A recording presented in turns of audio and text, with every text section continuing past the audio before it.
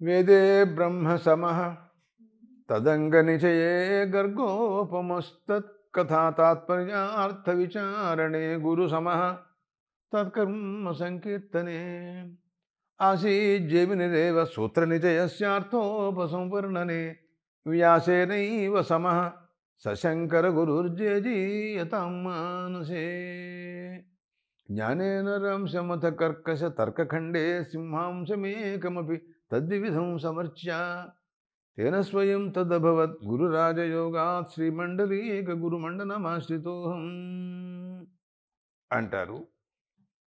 వివాహ ప్రకరణంలో ఉన్నాం మనం.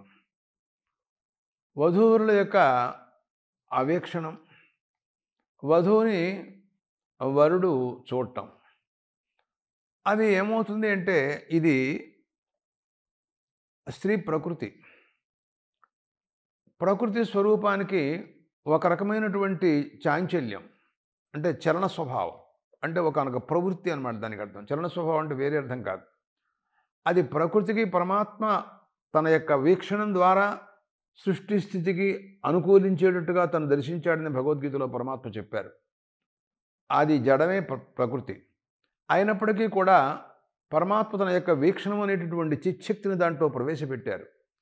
దానివల్లనే తను సృష్టికర్త అవడానికి అవకాశాలు ఉన్నాయని భావం అన్నమాట. అట్లాగా పురుషుని యొక్క వీక్షణం అనేటటువంటిది ఆమె మీద ఇప్పుడు పడింది. దాంతోపాటు అతను చెప్పుకునే మాటలు కూడా ఇలా ఉన్నాయన్నమాట.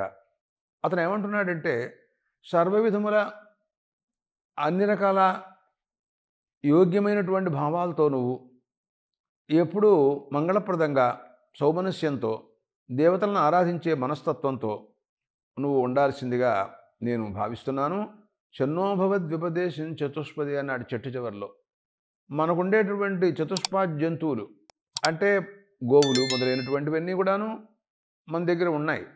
వాటినన్నిటినీ కూడాను పెంచి పెద్దవాట్లను చేసి వాటి యొక్క యోగక్షేమాలు మంచి చూసుకోవటం అవన్నీ కూడాను వాటి ద్వారా మనకి క్షీరాదులన్నీ కూడా లభిస్తాయి. కనుక ఆహార పదార్థాలు కూడా మనం పొందే అవకాశాలు ఉంటాయి.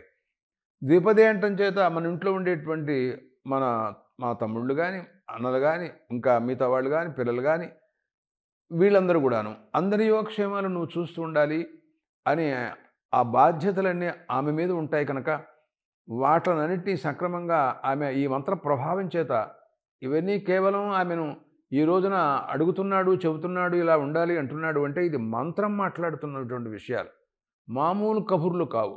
కాబట్టి మంత్ర ప్రభావం కూడా ఒకటి ఉంటుంది కనుక అవన్నీ ఆమెకు ఈ రోజున ఆ విషయాలు తెలియకపోవచ్చు. తెలియకపోయినప్పటికీ ఈ మంత్రోచ్చారణ ప్రభావం చేత అవన్నీ కూడాను ఆమెలో అలాంటి సంకల్పాలన్నీ కూడాను తర్వాత కలిగే అవకాశాలు ఉంటాయి. మనం చెప్పక తప్పదు, మంత్రం ఉచ్చరించక మనకు తప్పదనమాట. అలాంటి పరిస్థితుల్లో ఉందన్నమాట. తర్వాత ఇప్పుడు ఏం చేస్తాడంటే, అంగుష్ఠేనోపమధ్యమయా చాంగుళ్యాదర్భకం సంవృష్య ఉత్తరేణ యుజుషాతశ్చ భ్రువోరంతరకం సమృజ్య ప్రతీచీనం నిరస్యేతు అని అన్నాడండి. అతను ఇంకా కొన్ని ఆలోచనలో ఉన్నాడు. ఈ అనామికతో దర్భ తీసుకుని ఆమె కనుబొమ్మల మధ్య ప్రాంతం నుండి ఒక మంత్రం చెబుతాడు. ఇదమహం యా అని ఒక మంత్రం ఉంది. ఆ మంత్రాన్ని చెబుతూ సంవృష్య ప్రతీచీనం నిరస్యేతు అక్కడ ఉండేటువంటి అలక్ష్మిని ఆయన తుడిచి బయటకు పారేయటానికి కోసం ప్రయత్నాలు ఆ సందర్భం అన్నమాట. తస్యా భ్రువోరంతరకం సమృజ్య ప్రతీచీనం నిరస్యేతు అని ఆ దర్భని అలాగా తుడిచి ఆ పడమటి పక్కగా పారేశాడు. ఒకవేళ ఏదైనా అలక్ష్మి ఆమెలో ఉన్నట్లయితే ఆ అలక్ష్మిని ఈ దర్భరూపంలో దర్భం ద్వారా నేను బయటికి పారేస్తున్నాను, పోతుంది, ఆమెలో ఇంకా అలక్ష్మి పైన ఉండే అవకాశం ఉండదు అనే భావం ఆ విధానాల్లో కనపడుతోంది. ఈ సందర్భంగా అతను ఒక మంత్రం చెబుతాడు. ఇదమహం యా త్వయ ప్రతిజ్ఞ లక్ష్మిస్తాన్ నిర్దిశామి జీవాగుమృదంతి విమయంతే అధ్వరే దీర్ఘామున ప్రసిద్ధిం దీధియుర్నర వామం పితృభ్యో ఇదగుం సమేరిరే మయఃపతిభ్యో జనయః పరిష్వజే అనేటటువంటి మంత్రాలతో భావాలు కూడా మనం తెలుసుకున్నట్టయితే కొన్ని విశేషాలు మనకు తెలిసే అవకాశాలు ఉన్నాయి. ఏమంటాడంటే, ఓ వధు, నీ యందు పతిఘ్ని అనేటటువంటి అలక్ష్మి నీ యందు ఉండకుండా నేను తుడిచి బయట పారేస్తున్నాను.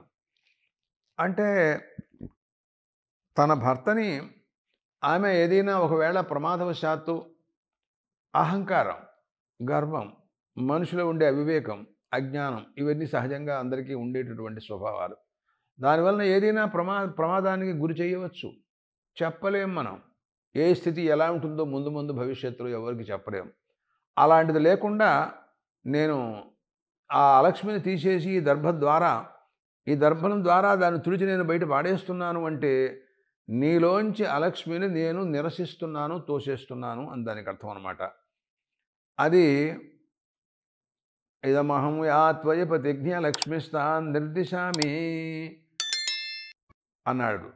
తర్వాత మాట్లాడుతూ ఒకవేళ ఈ వధువు బంధువులందరూ కూడా వివాహం జరుగుతోంది. ఈ వివాహానంతరం మన ప్రాంతాలలో వివాహాల్లో అన్ని చోట్ల అప్పగింతలను ఒక ఘట్టం ఉంది. ఆ సందర్భంగా చాలామందికి చాలా కష్టం, దుఃఖం, బాధ కలుగుతూ ఉంటుంది. ఇంతకాలం మన దగ్గర ఉండి ఇప్పుడు విడుతోంది అనేటటువంటిది. మహాకవి కాళిదాసు కూడా రాశాడు శాకుంతల నాటకంలో. దుష్యంత మహారాజు అంతటి వాడు, దుష్యంతుడు కణ్వ మహర్షి అంతటి వాడు.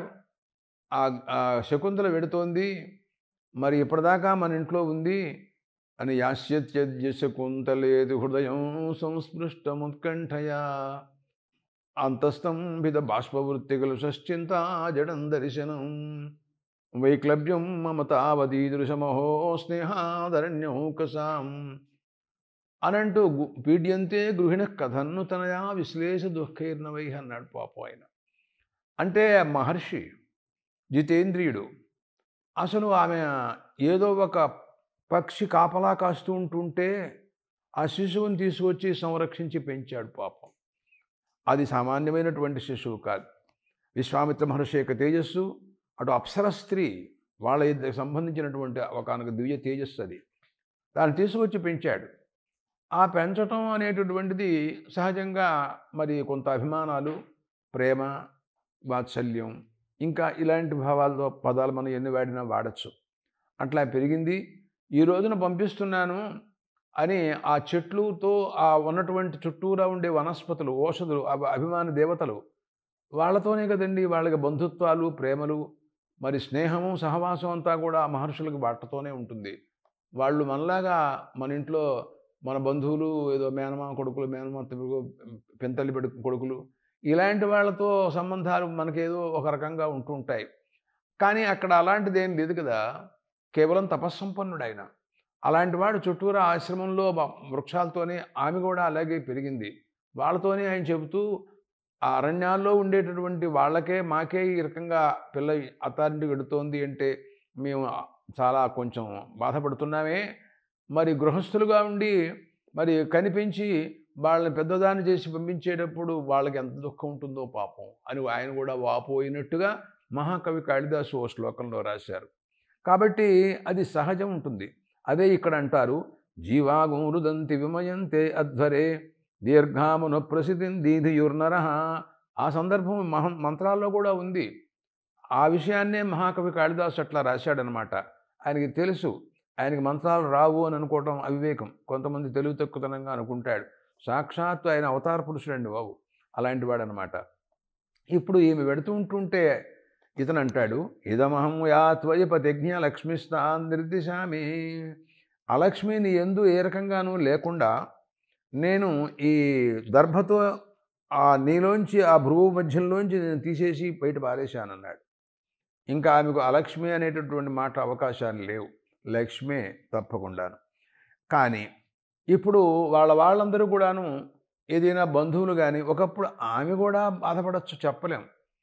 కానీ వివాహం కోసమని మరి వరుడు కోసమని వెతికి అన్వేషించి ఆ పిల్లని వివాహం పంపించడం కోసం ప్రయత్నాలు చేసినటువంటి వ్యక్తులు ఇప్పుడు మళ్ళీ దుఃఖపడటం అనేటటువంటిది అవివేకం. అది చాలా తెలివి తక్కువ తప్ప దాంట్లో ఏం లేదు. పైగా మన ఇంట్లో ఉండటం కంటే ఆమె ఒకనికి ఇచ్చి వాళ్ళ ఉభయులు కూడాను హితోభివృద్ధిగా ఎంతో సంతానాన్ని పొంది, ఎంతో ఐశ్వర్యాన్ని పొంది, ఎంతో గొప్పగా మెలగాలి అనే ఆశయాలతో కదా వివాహం చేస్తున్నారు. అలాంటివన్నీ మనస్సులో పెట్టుకుని వివాహానికి అన్ని ఏర్పాట్లు చేసి, ఇప్పుడు ఆ పిల్ల మన ఇంట్లోంచి వెడుతోంది అనేటటువంటి వియోగ మాత్రాన్ని దృష్టిలో పెట్టుకుని దుఃఖించటం అని ఉందే, దాన్ని ఏమనాలంటారు? అది అజ్ఞానమే, అంతకంటే వేరే ఏం లేదు. ఒకప్పుడు ఆమె కూడా అలాగా దుఃఖపడవచ్చు. అయ్యో! ఇంతకాలం నేను ఇక్కడ ఉన్నాను. ఈరోజు నా తల్లిదండ్రులు వాళ్ళని విడిచిపెట్టేసి వెడుతున్నాను అనే భావం సహజం, అది కలగచ్చు. అలాంటిది అటువంటి సందర్భం వస్తే ఈ మంత్రం చెప్పమన్నారు వీళ్ళు. అందరూ ఆనందంగానే ఉన్నారనుకోండి, మా అమ్మాయికి వివాహం జరుగుతోంది, మరి అత్తారింటికి వెడుతోంది, చాలా సంతోషంగా ఉందని వాళ్ళు ఉత్సాహాలతో ఉన్నప్పుడు ఈ మంత్రం చెప్పక్కర్లేదు. తర్వాత మరి ఆమె కూడా ఆ రకంగా ఉత్సాహంగా ఉన్నప్పుడు కూడా ఈ మంత్రం చెప్పక్కర్లేదు. కానీ ఏదైనా తేడా ఉన్నప్పుడు మాత్రం మానసిక క్లేశం మనకు కనపడుతూ ఉంటుంది. ముఖ వైఖరిలోనే కనపడుతూ ఉంటుంది ఆ క్లేశం అనేది. అది ఎక్కువగా ప్రకటన అయితే ఏడుపులోకి ఉంటుంది, లేకపోతే ఏదో ఒక రకంగా మానసికంగా దుఃఖపడుతున్నట్టుగా మనం చూస్తూ ఉంటాం. అటువంటి సందర్భంలో జీవాగుమృదంతి విమయంతే అధ్వరే దీర్ఘామను ప్రసిద్ధిందీధియుర్నరః అని ఇక్కడ ఒక అధ్వరే అని పదం పడేసిందండి శృతి. అధ్వరం అంటే ధ్వర హింసాయాన్ ధాతువు అసలు. ధ్వరం అంటే హింస, అధ్వరం అంటే హింస లేనిది అని దానికి అర్థం అనమాట. అధ్వరం అంటే యజ్ఞం, అంటే హింస లేనిది అని చెప్పడం కోసం ఆ పదం వేస్తూ ఉంటారు. ఇక్కడ హింసకు తావే లేదు, అసలు అంతా ఆనందంగా ఉండవలసినటువంటి పరిస్థితి. ఇటువంటి పరిస్థితుల్లో మరి ఈ బాధపడటం అనేటటువంటిది యుక్తం కాదే. ఎందుకోసమని వాళ్ళు ఆ రకంగా ఆలోచిస్తున్నారు అర్థం కావటం లేదు. జరగచ్చు ఒకవేళ ఏదైనా అటువంటి పరిస్థితుల్లో ఈ మంత్రాన్ని మనం చెప్పాలి. అక్కడ ఏమంటారంటే జీవాగుమృదంతి విమయంతే అని ఒక మాట అన్నాడు. విమయంతే అంటే అర్థం ఏమిటి అంటే ఆనందంగా ఉండవలసిన సమయంలో దుఃఖపడటం, అంటే తల్లకిందులు వ్యవహారం అన్నమాట. అసలు దుఃఖపడడానికి అవకాశాలు లేవు, లేకపోతే దుఃఖపడటం అనేటటువంటిది అదే విమయంతే, వ్యత్యయం అంటారు. అంటే ఆనంద స్థానంలో దుఃఖాన్ని ప్రకటించడం చాలా పొరపాటు. పైగా వాళ్ళు ఏమనుకున్నారు, దీర్ఘకాలము ఈమె భర్తతో జీవిస్తూ వీళ్ళు ఉభయులు కూడాను అన్యోన్యంగా దాంపత్య సౌఖ్యాన్ని అనుభవిస్తూ ముందు ముందు చాలా ఎంతో ఔన్నత్యాన్ని పొందుతారు, చాలా ఉత్తమ స్థితిలోకి వెడతారు, వెళ్ళాలని మనం కోరుకోవటం, అందుకే మనం వివాహం చేస్తున్నాం అని కోరుకున్నటువంటి వ్యక్తులే కదా. కాక ఈ వివాహం అనేటటువంటిది పితృదేవతలకి చాలా ఆనందదాయకమైనటువంటి విశేషం అండి. వీళ్ళు మహాసంకల్పం చెబుతారు. ఆ చెప్పేటప్పుడు వాళ్ళు చెప్పే మాట ఉన్నాయి, ఆశ్చర్యం అండి. తిలే సూర్యమండల పర్యంతం కృతరాశే వరుససహస్రావసానే ఏకైక తిలాపకర్షక్రమేణ సర్వరాశపకర్షత సంకాలే బ్రహ్మలోకే నిత్యనివాససిద్ధ్యర్థం యవై సూర్యమండల పర్యంతం అంటూ చెబుతారు. చాలా గొప్పగా మాట్లాడతారండి. అంటే కొన్ని వేల సంవత్సరాలు ఆ కన్యాదాన ఫలం వాడు అనుభవిస్తాడు అని ఆ మహాసంకల్పంలో ఉంది. వీళ్ళు కూడా ఆ రకంగా ఉండాలి అని వీళ్ళందరూ భావిస్తున్నారు. మంత్రాలన్నీ అవే చెబుతున్నాయి, శ్రేయస్సుని కోరుకుంటున్నారు. కానీ దీంట్లో ఒకళ్ళ మీద ఒకళ్ళు దోషారోపణ చేసుకునే అవకాశాలు ఏమాత్రము కనపట్టలేదు. అయినా కూడా దుఃఖానికి తావులేదు. పైగా ఇది పితృదేవతలు కూడాను ఆనందదాయకమైనటువంటి విషయం, దేవతలకి ఆనందదాయకమైన విషయం. నిన్న మనం కన్యా గృహానికి పంపించేటటువంటి కన్యని వెతికే వాళ్ళ దగ్గర పంపించేటప్పుడు ఇంద్రుడు కూడా నీకు సహాయం చేస్తాడు అని ఒక మాట చెప్పారు. ఏమయ్యా ఇంద్రుడి దాకా ఎందుకు వెళ్ళావయ్యా, ఇప్పుడు ఆయన ఎక్కడ త్రిలోకాధీశ్వరుడయ్యా అంటే, కాదండి వివాహం అయితే వాళ్ళు యజ్ఞం చేస్తే సోమరసం ఇస్తాడేమో అని పాపం ఆయన ఆశ అన్నాడు. అలాగా దేవతలతో సంబంధం ఉందండి. ఈ వివాహాలు దేవతలు ఎక్కువగా ప్రోత్సహిస్తారు. ఎందుకనంటే వివాహం అయితే యజ్ఞాలు చేస్తారని వాళ్ళ ఆశ. తర్వాత పితృదేవతలు కూడా ప్రోత్సహిస్తారు. అదెందుకో తెలుసా, వీళ్ళకి సంతానం కలిగితే ఆ తర్వాత వాళ్ళకి అభివృద్ధి. ఇక్కడ సంతానం కలిగితే వాళ్ళు ఎంతో ఉన్నత స్థానంలోకి పైకి పెడతారట.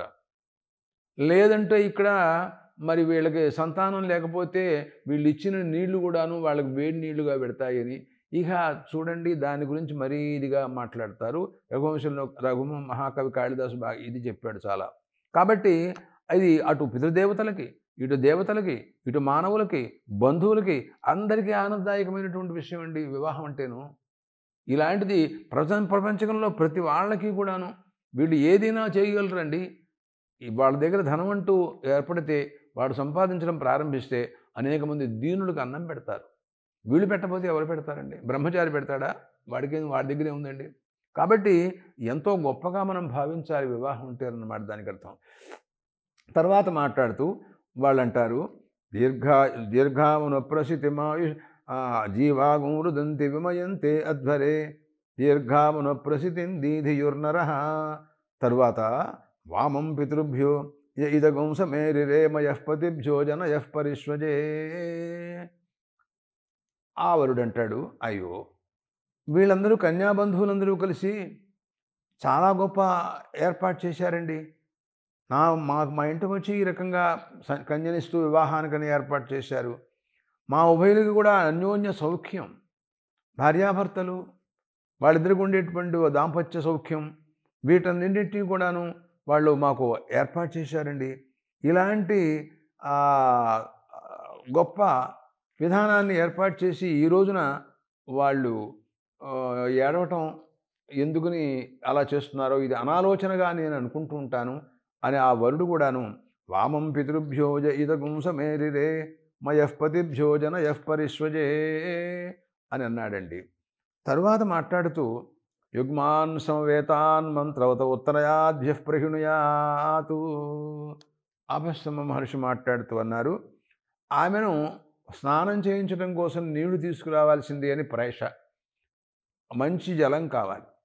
మనం కలుషితమైనటువంటి జలాలు కానీ అటువంటివి పనికిరావు. అటువంటి వాటిని మంత్రవత మంచి మంత్రాభిజ్ఞులైన వాళ్ళు, చాలా చదువుకున్నటువంటి వాళ్ళు, వాళ్ళ చేత మంచినీళ్ళు స్నానం కోసమని జలం తీసుకురావాల్సింది అని ప్రేష ఇచ్చారండి. ఇక్కడ వ్యుత్క్షత్క్రూరముదచంత్వాపాస్యై బ్రాహ్మణ స్నపనగం హరంతు అని అన్నారు. ఈ మంత్రంలో అంటాడు వ్యుక్షత్క్రూరం అని ఒక మాట అన్నాడండి. ఆ ఉదకాల్లో క్రూరత్వం లేకుండా ఉన్నటువంటి ఉదకాలు కావాలన్నాడు. అదేమిటయ్యా ఉదకాల్లో క్రూరత్వం ఏమిటి అసలు అంటే ఏం లేదు, మనకి నారాయణోపనిషత్తు మంత్రం చెప్పింది, యదపాం క్రూరం యదమేధ్యం యదశాంతం తదపగచ్చతాతు అని ఒక మాట ఉందండి. అది అంటే స్నానానికి వెళ్ళేటప్పుడు ఆ స్నానంలో ఆ నీళ్ళల్లో ఆ క్రూరత్వం అంటే సుడిగుండుగా ఇలా తిరుగుతూ ఉంటుందండి. భయంకరమైనటువంటి దనమాట. ఆ దాంట్లోకి అది లాకెళ్ళిపోతుంది లోపలికి. అదిగో అదే ఒక క్రూరత్వం ఆ నీళ్లకు ఉండేటటువంటి సందర్భం అనమాట. అమేధ్యం అంటే కొంతమంది అవివేకంతో జలాధిష్టాన దేవతలు ఉన్నారు అనే జ్ఞానం కూడా లేకుండా నీళ్లలో కూడా ఉమ్మేస్తారండి కొంతమంది. అది అమేధ్యం. అశాంతం ఉన్నాడండి అంటే నీళ్లు కనుక మనం నీళ్లలో చేయి పెట్టినా, స్నానం చేసినా, ఆ చల్లటి నీళ్లు తాగినా దగ్గు, తుమ్ములు, ఆ పడిశం మొదలైనటువంటివి ఉంటాయి. శ్లేష్మాదులు, ఇవి అశాంతం అంటారు. యదపాం క్రూరం యదమేధ్యం యదశాంతం దదపగచ్చతాతు. అవన్నీ ఉదకంలోంచి బయటికి వెళ్ళిపోవుగాక అని ఒక ప్రార్థన స్నానానికి వెళ్ళినప్పుడు చెప్పే మంత్రాలలో ఈ మాటలన్నీ చెబుతారు. అలాంటిదే ఇక్కడ కూడా అంటున్నాడు, వ్యుత్క్షత్క్రూరం అన్నాడు. ఆ క్రౌర్యం ఉందే, ఆ క్రూర స్వభావం ఉందే వాటల్లో జలాల్లో ఉండేటువంటి ఆ మరణకారణమైనటువంటి సుడిగుండం తిరగటం, దాంట్లోకి పెడితే చిక్కుకుపోతాడు, బయటికి రాలేడు అసలు, అంతే, ఒకటే గుర్తు. అలాంటివన్నీ కూడాను అవి బయటికి పోవుగాక, అవి ఆ నీళ్ళల్లో ఉండకుండా ఉండుగాక. అటువంటి క్రౌర్యం, ఆ క్రూర స్వభావం లేని ఉదకములే ఈ బ్రాహ్మణోత్తములు ఈ పిల్లకి స్నానానికి తీసుకొచ్చుగాక అని ప్రార్థిస్తున్నాడు. అది అంటున్నాడు అనమాట. వ్యుత్క్షత్క్రూరముదచంత్వాప హాస్యై బ్రాహ్మణ స్నపనగం హరంతు. అవి పరిశుద్ధంగా ఉండాలి. ఉదచంతు, అవి మాకు వచ్చుగాక, మా దగ్గరికి ప్రాప్తించుగాక అని ఈ రకమైనటువంటి ప్రార్థన చేస్తున్నాడు అనమాట. మహాత్ములు ఎవరో బాగా మంత్రాలు, బాగా వేదాలు అధ్యయనం చేసినటువంటి మహానుభావులు, అటువంటి వాళ్ళు తీసుకొస్తే పవిత్రంగా ఉంటాయి అనే అభిప్రాయంతో ఆ మాటలన్నీ కూడా దాంట్లో మాట్లాడాడు. వ్యుక్షత్క్రూరముదచంత్వాప ఆస్యై బ్రాహ్మణ స్నపనగం హరంతు అవీరగ్నిరుదచంత్వాప మరొక మాట అంటున్నాడు, అవీరఘ్ని అండి. ఈ ఉదకాలు ఏ ఉదకాలు స్నానం చేస్తే ఆమె తన తర్వాత వీరులైనటువంటి కుమారులు ఆమెకుంటే ఆ పిల్లల్ని ఆ ఉదకాలు సంహరించకుండా ఉండాలి. ఏ ఉదకాలతో స్నానం చేస్తే అటువంటి స్థితి కలుగుతుందో, తన సంతానానికి ఎటువంటి ఇబ్బంది లేకుండా వీరులైనటువంటి పుత్రులు వాళ్ళందరూ కూడాను ఆమె దగ్గరే ఉండాలి. ఆమెకు ఎటువంటి హాని కలగకూడదు. ఆ పుత్రులకి ఆ ఉదకాలు ఎటువంటి హానిని కలగజేయకూడదు. అటువంటి ఉదకాలను వాడు తీసుకురావాలని. అమ్మో, ఉదకాల్లో కూడా ఇలాంటి భావాలు ఉంటాయండి అని అంటే ఇప్పుడే చెప్పుకున్నాగా, యదపాం క్రూరం యదమేజ్యం యదశాంతం తదపగచ్చతాత్ అని అన్నాం కదా. అందువల్ల అవీరగ్నిరుదచంత్వాప, ఆ బ్రాహ్మణోత్తములు ఆ అవీరగ్ని, వీరుల్ని సంహరించినటువంటి పుత్రులను సంహరించినటువంటి, అంటే నీళ్ళలో పడిపోయి పుత్రుడు పోయినారండి అని అలాంటి మాటలు వింటూ ఉంటాం కొన్ని చోట్ల. అది అమంగళకరమైనటువంటి మాటలు. అటువంటి స్థితి ఎన్నడూ ఎప్పుడు ఈ పిల్లకు, ఈ వధువుకి రాకుండా ఉండాలి. ఏ నీళ్లు తీసుకొస్తే ఇటువంటి మాటలు వినకుండా ఉండటం కుదురుతుందో అటువంటి నీళ్ళని తీసుకురావాల్సింది బ్రాహ్మణోత్తములు అని ఈ రకమైనటువంటి ప్రార్థన ఆ వరుడు చేసుకుంటున్నాడు. భవిష్యత్ అంతా బాగా ఉండాలని కోరిక, అంతకంటే ఏముంది దీంట్లోనూ. యుత్క్షత్క్రూరముదచంత్వాప ఆస్యై బ్రాహ్మణా స్నపనగుంహరంతు అవీరగ్నిరుదచంత్వాప అని అన్నారండి. తర్వాత ఆమె శిరస్సు యందు ఈ నీళ్లతో స్నానం చేయించడానికి ముందు ఒక దర్భతో తయారు చేసినటువంటి వనక చుట్టుగా ఉంటుంది, గుండ్రంగా అని వాళ్ళు దర్భేణ్వం అని దాని సంస్కృతిలో వాళ్ళ భాష అది అలా పెట్టుకుంటారు. అది ఆమె శిరస్సు మీద ఉంచుతారు వాళ్ళు. ఉంచి ఆ తర్వాత ఆ పైన ఒక కాడి రంధ్రం ద్వారా స్వర్ణోదకం అభిషేకం చేయించడం, యుగఛద్రాభిషేకం అంటారు దీని పేరు అన్నమాట. ఇవన్నీ వాళ్ళు చెయ్యాలి. దానికి ప్లాను ముందుగా ఇవన్నీ కూడా వాళ్ళు మాట్లాడుతూ అంటారు. హరియమ్నో అగ్నిం పర్యంతు క్షిప్రం ప్రతీక్షంతా విశ్వస్వరవో దేవరాశ్చ అని అంటున్నాడండి. అంటాడు, అరియమ్నో అగ్నిం పర్యంతు క్షిప్రం. అరియమ అంటే సూర్యభగవానుడు అనమాట. ఆయన మాకు ఆయన అనుగ్రహం అండి. ఆ సూర్యుడు ఆయన అనుగ్రహం. ఆయన కుమార్తె సూర్య అని ఒక ఆవిడ ఉంటుందటండి.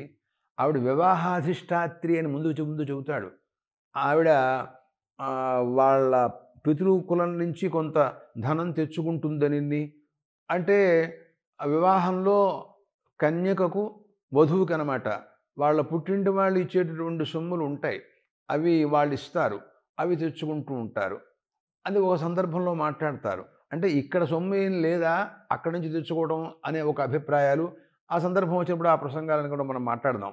కానీ అలాగే ఇక్కడ ఆదిత్యుడనే సూర్యభగవానుడు ఉన్నాడు చూసారా, అతను ఈ వివాహానికి జరిగేటటువంటి అగ్నిదేవుడు ఉన్నాడే, ఈయనకు చుట్టూరా కూడాను వాళ్ళ బంధువులు, ఆ పిల్లకి సంబంధించినటువంటి తండ్రి, అలాగే తల్లి, ఇంకా తాతగారు, బంధువులు, సోదరులు వాళ్ళు. అట్లాగే నాకు సంబంధించినటువంటి మా నాన్న, మా తండ్రి, మా అమ్మ, మా బంధువులు, మా సోదరులు, వీళ్ళందరూ మాకు చుట్టూరా వీళ్ళందరూ కూడా ఉండేటట్టుగా ఆ ఆదిత్యుడు, ఆ సూర్యభగవానుడు ఇవన్నీ కూడా చేయుగాక అని ప్రార్థిస్తున్నాడండి. హరియమ్నో అగ్నిం పర్యంతు క్షిప్రం ప్రతీక్షంతా విశ్వస్వరవో దేవరాశ్చ అని ఈ రకంగా ఆ దర్భ చుట్టారు. తమాషాగా ఉంటుంది. దాన్ని కొన్ని దర్భలతో దానికి నియమాలు ఉన్నాయి, ఇన్ని దర్భలు ఉండాలి, ఇట్లా ఉండాలి అని. అది శిరస్సు ఇందు ఉంచుతారన్నమాట.